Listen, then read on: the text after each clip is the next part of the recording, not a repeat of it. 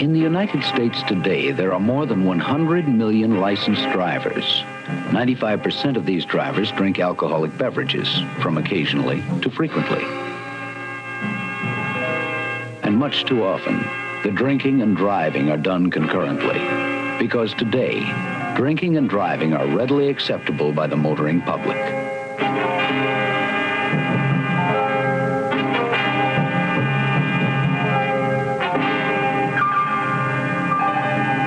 The majority of these drinking drivers are responsible people. But having lost control of their drinking, they sometimes lose control of their driving.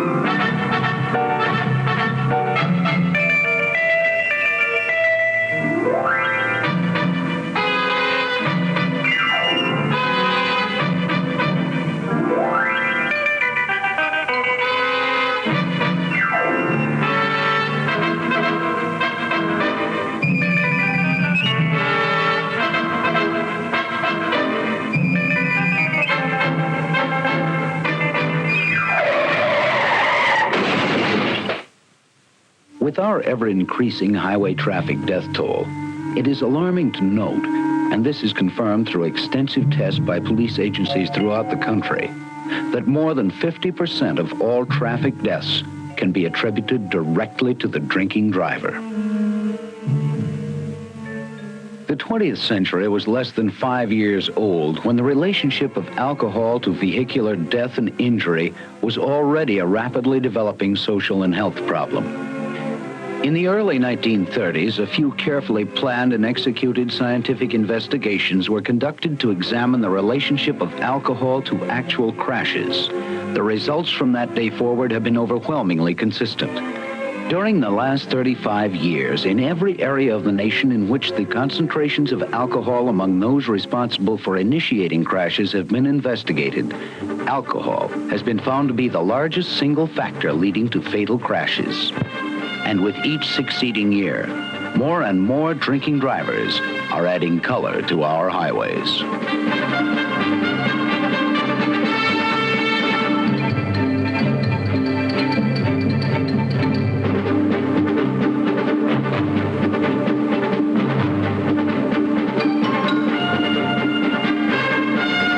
Most people believe the time-worn slogan, "If you drink, don't drive," is outdated.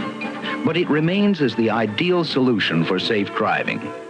The alternative for the driver who insists on drinking and driving is to drink in such a manner that he will not be under the influence of alcohol when he does drive.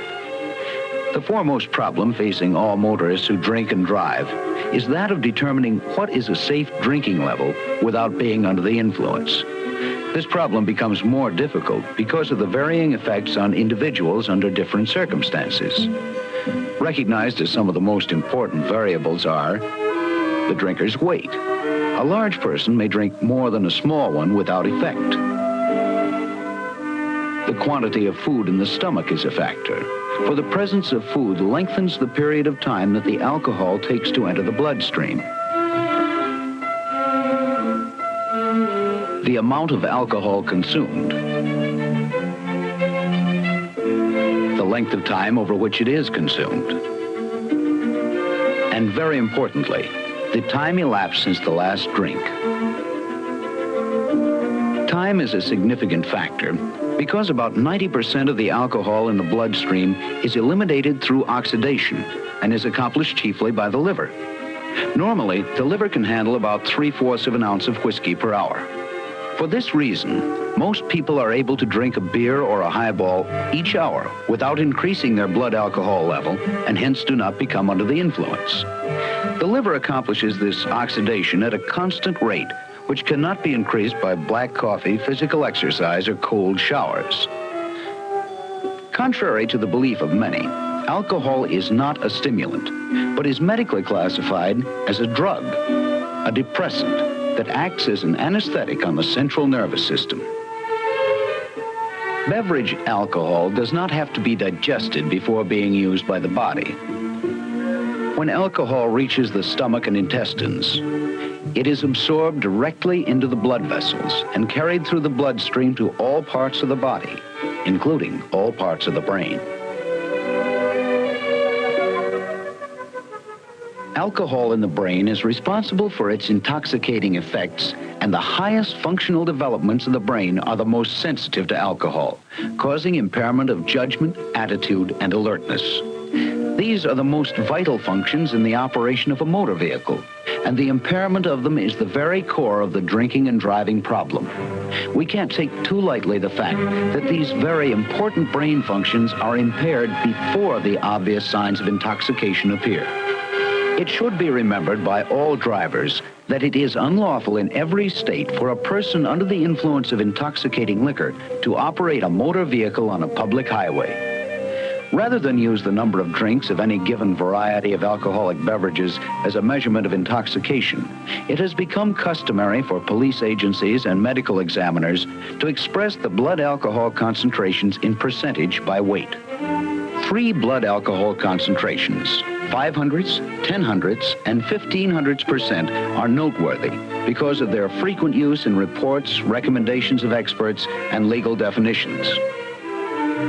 Levels below 500% are ordinarily regarded as inconsequential, and normally this level is reached by consuming 2 ounces of liquor.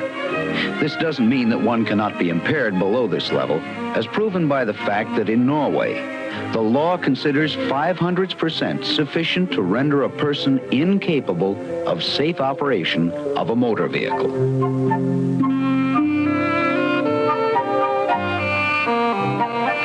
With the liver functioning at its capacity, even by taking only 2 drinks per hour over any given period of time, the blood alcohol level will be constantly increasing. With more than 2 drinks per hour, the blood alcohol level rises at a much faster rate. If an average-sized person has 5 or 6 drinks in a short period of time, his blood alcohol level will rise to 0.010% within 1 hour. The National Highway Safety Bureau, the Department of Health, Education, and Welfare, the American Medical Association, and the National Safety Council all recommend that an individual with 0.010% blood alcohol concentration may be presumed to be under the influence of intoxicating liquor. Some experts now contend that the figure should be 0.08%. Having consumed enough alcohol to reach a level of 0.010%, this concentration will last for a period of over 5 hours, at which most drivers are adversely affected with respect to highway safety. The following authentic drinking and driving tests will prove this to be true. We, the Ohio State Highway Patrol, welcome the opportunity to cooperate in the various driving exercises performed by our patrolmen. After these 6 patrolmen go through their driving exercises and are graded, they will be given varying amounts of alcohol, tested by the breathalyzer, and go through the driving test once more. Our experiences in traffic accident investigation tell us that many people underestimate the effects of alcohol. We are hopeful that you, the motoring public, will be strongly influenced by viewing the wet runs of our drivers and their obvious impairment by drinking. Let's get on with the exercises.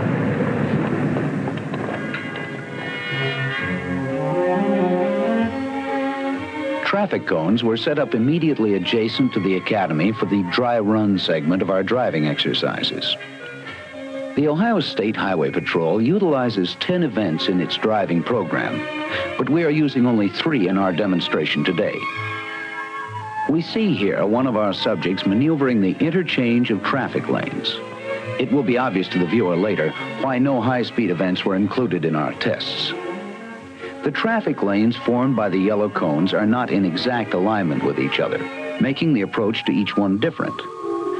The maneuvers in this event are used every day, and it is stressed that the driver use both hands on the steering wheel, palms down, and to turn the wheel in the overhand method. There would be far fewer accidents if all drivers were compelled to take this type of a driving course.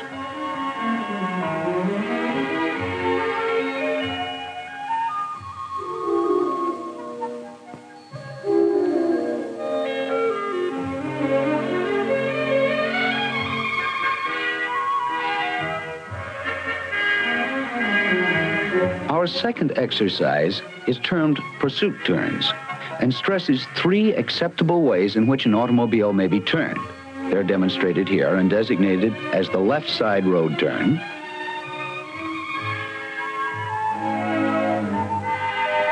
the right side road turn,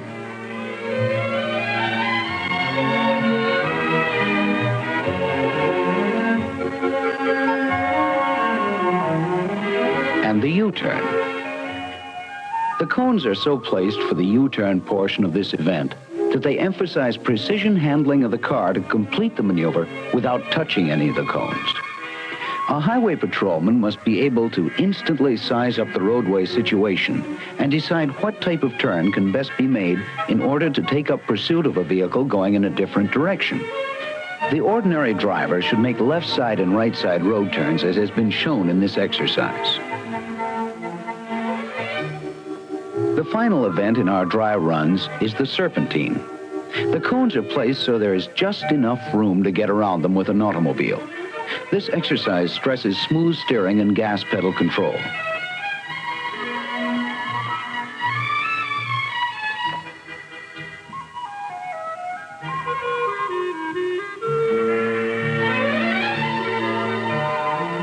This event can be run both forward and reverse. One of the basic reasons for the patrol's driving program is to teach each individual proficiency in the handling of a motor vehicle. He must know where the extremities of the car are with respect to other vehicles, curbs, obstacles, and other objects. He should be able to visualize the exact path of the wheels, either forward or reverse, and to survey that path of travel. Time does not permit our showing all drivers in the dry runs, but 3 of our 6 subjects participated, and each was accompanied by a uniformed officer.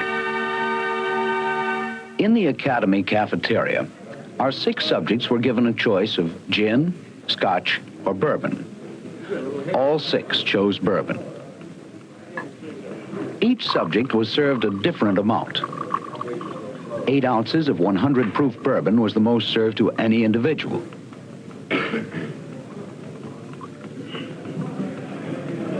This was served to subject number 1.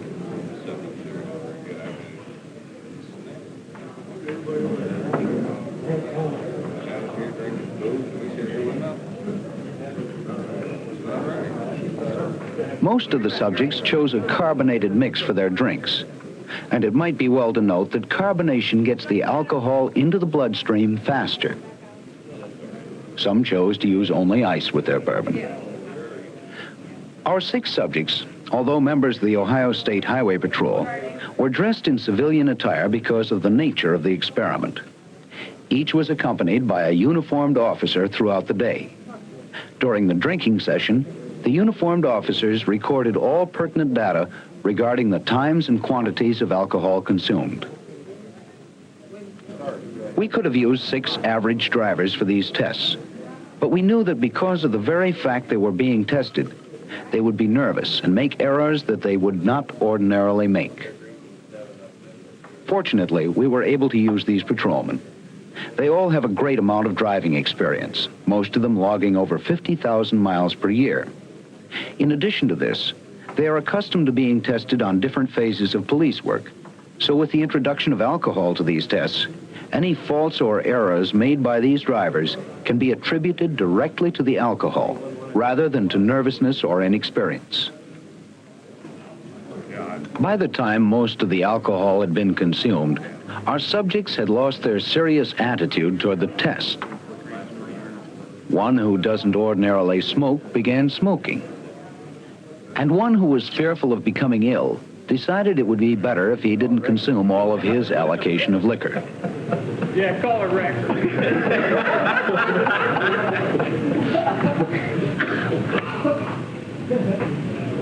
Carson's got to drive it. Good runs along.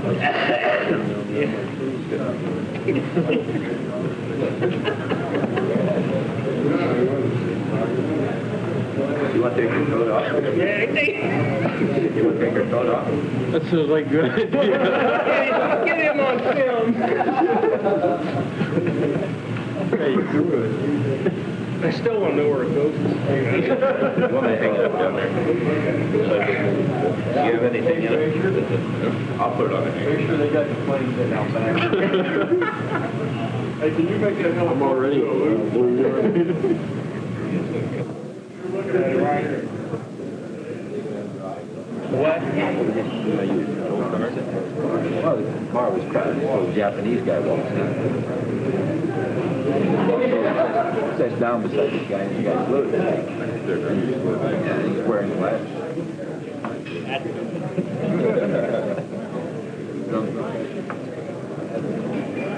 20 minutes elapsed before breathalyzer readings were taken.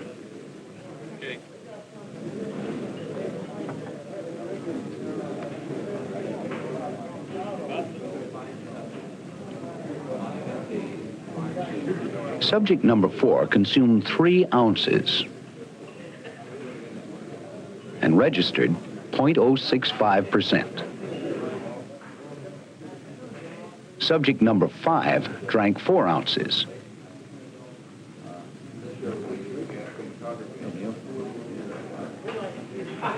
and registered a blood alcohol level of 0.071.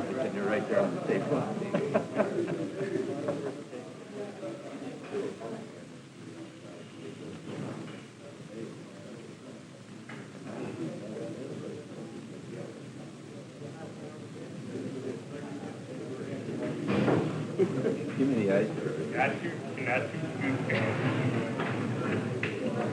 Hey, dog, get my car and bear around in front. That guy down there in that brown. Number 6 had 6 ounces.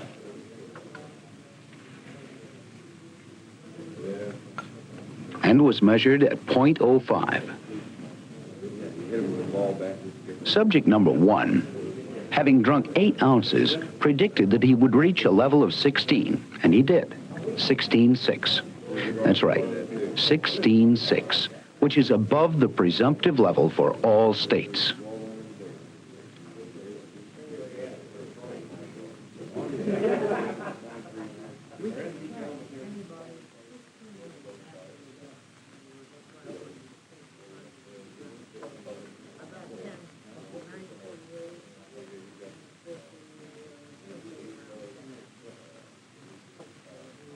Subject number 2 had a net 5 ounces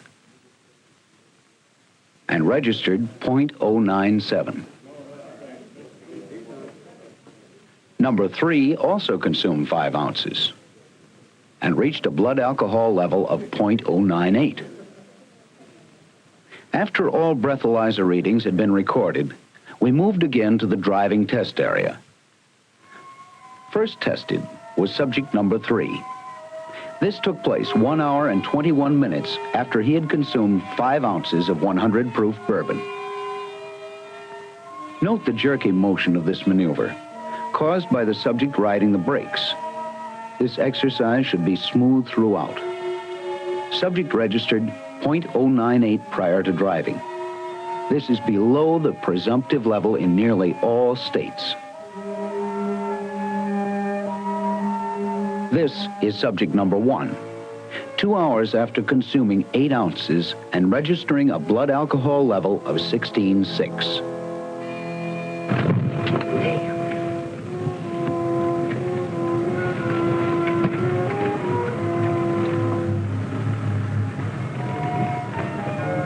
I think I got these made.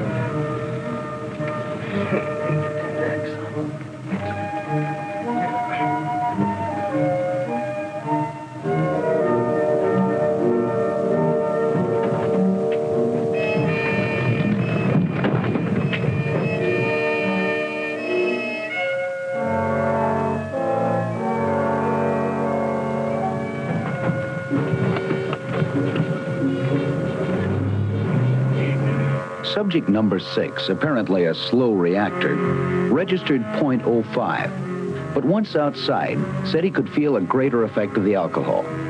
He hit the left front traffic cone.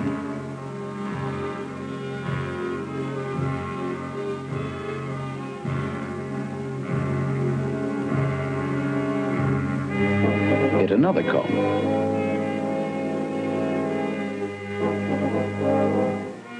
had his head out of the car window. This is not as prescribed for the best maneuverability of an automobile. He is a very capable driver, but was obviously impaired by drinking.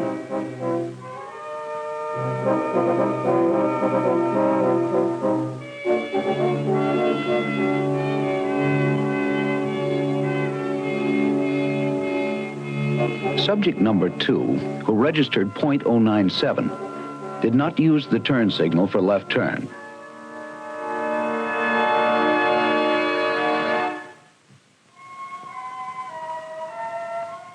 Backed across the center line.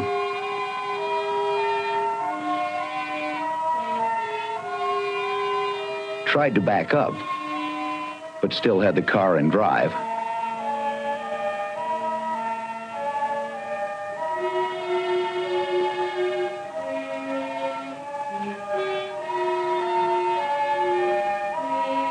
Was unable to complete the U-turn.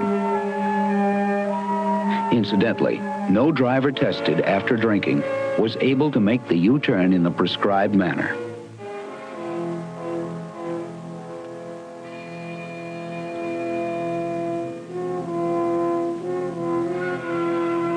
Number 5 knew the prescribed turns, but decided on a new location for their execution.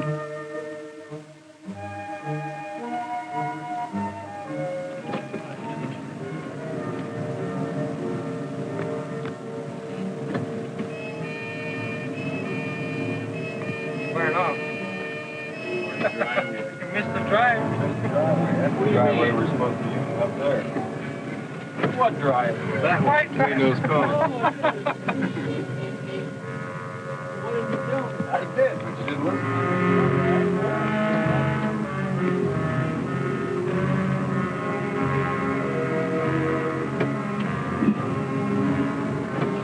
You were doing fine. It was just passing up the wrong driveway.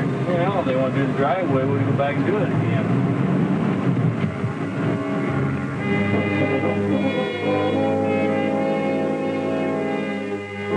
It was obvious on the serpentine runs that all drivers increased their speed on the wet runs over those they had made before drinking.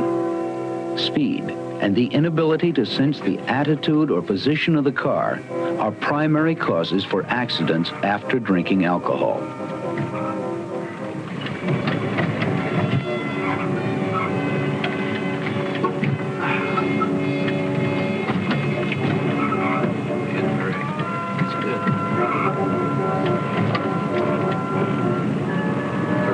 Subject number 3 touched 5 cones during this test.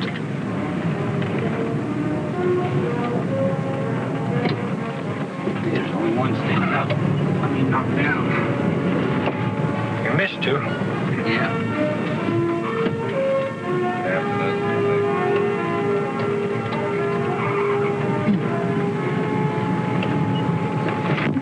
In addition to overbraking on some occasions. What am I supposed to do with that one? Immediately after this test, he registered a blood alcohol level of .062, a level at which most drivers feel confident in their driving and mistakenly feel they will not be impaired.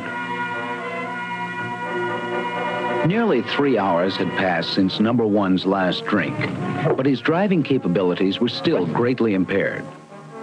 The liver will reduce one's blood alcohol level by approximately 15 thousandths of 1% per hour, so there is no rapid return to an alcohol-free body.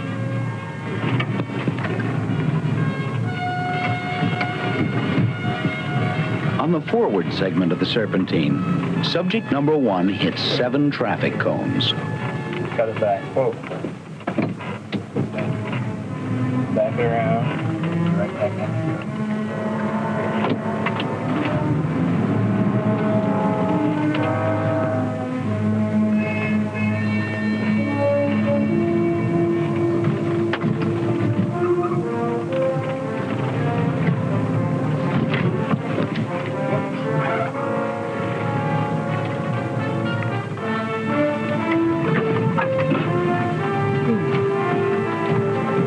Strike that one.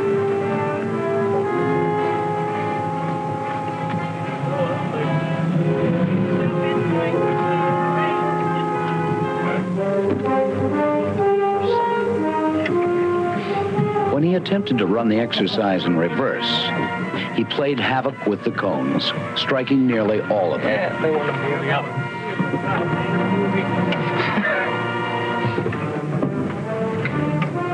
You're liable to lose your license.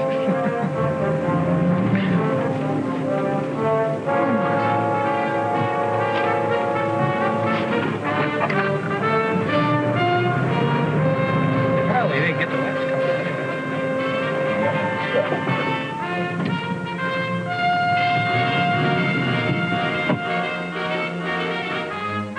Immediately on completion of this test, he was measured again on the breathalyzer and registered .106, a level that is below the presumptive level in some states, but certainly not below the level of impairment.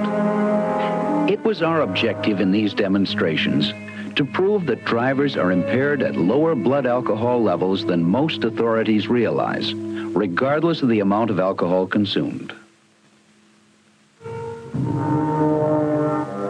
In a study conducted by the Department of Police Administration of Indiana University, it is proven that when the alcohol concentration reaches .06%, the probability of causing an accident is twice that of the alcohol-free driver. And at .10%, the probability is 6 times greater.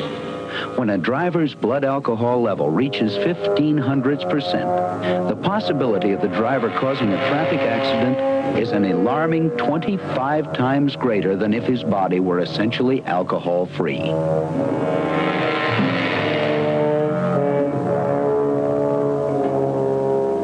These disturbing probabilities should have an impact on all who drink and drive. If you find yourself unable to completely abstain before driving, use care and judgment in the amount you drink. Pace yourself, or wait until your body is essentially alcohol-free before driving. It could save your life. And don't urge your friends to drink more or at a faster rate than they desire. Remember, the first effect of an alcoholic beverage is the feeling of well-being that impairs your judgment of the safe amount to drink. Think twice before you have that drink for the road. It may be your last.